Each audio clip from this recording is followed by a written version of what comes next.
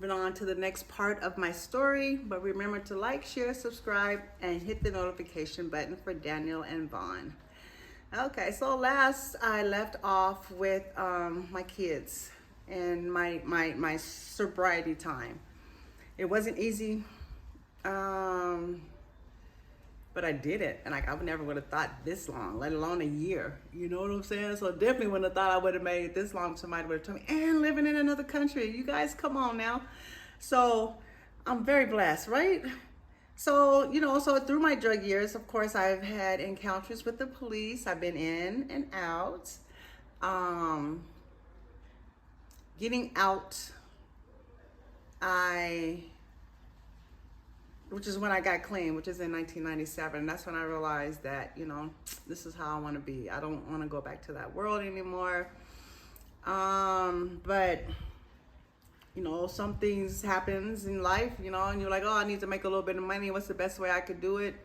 And you dip a little bit, but as long as you come back out, safely, I'm happy about that. And that's what happened. So, I dabbed a little bit, not using, but just making some money.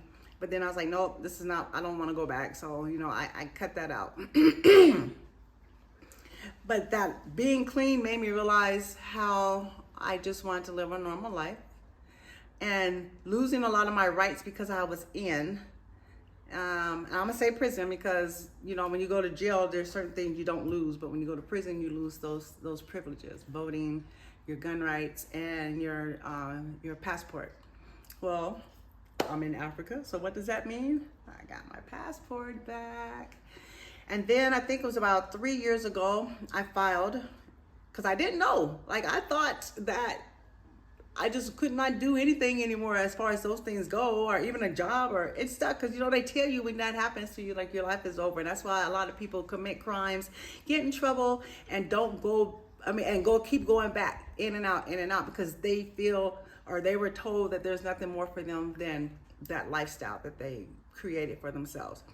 So, I was just, I was hearing stories of people getting their gun rights back, even after they had been and hadn't gotten in trouble, committed a felon and all that stuff. So I looked it up. I tried it. I went one year to do my own paperwork in the courts, and I got my rights back. On one time I got in trouble, but you have to do them all, and I didn't know that. So yeah, I had many. I had a little bit more than one. So I got me an attorney, and I had him do everything for me. And it was during COVID time, and it was cheaper during that time, and it was more easier because I didn't have to go anywhere, Because at that time, everything was online. So I was cool with that, and I did it with an attorney in an area that was not too full of crime, which made it faster for me too. So. But anyway, I got my gun rights back, I got my passport, I got my voting rights back. What they call that, a normal civilian now, But I'm here to tell you guys that anybody who's been in trouble like that, please don't think your life is over, because it's not. There's so much you can do. There's so much help out there that there's organizations that help people in those situations. And I advise that you guys look those up if this is you, and take advantage of those situations, and put the time in that you need to get back what you lost, because you deserve it. Like, you served your time, you paid your dues, get back what's yours. Don't let them take from you and keep it, because it doesn't have to be that way.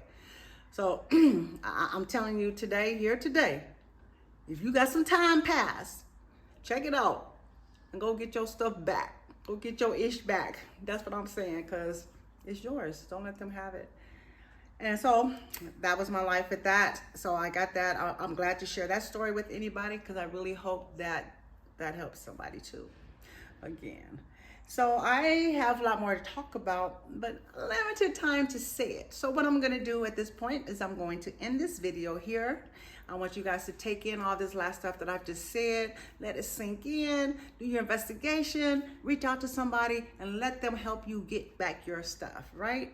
So because anybody that doesn't have their passport that want to travel, I want to see you come to Africa. I want to see you come to Ghana. Tell me your story. I got you, all right? So like, subscribe, notification, and what is that? Share, because I know my information is important that people want to see in here. So until next time, you guys, peace.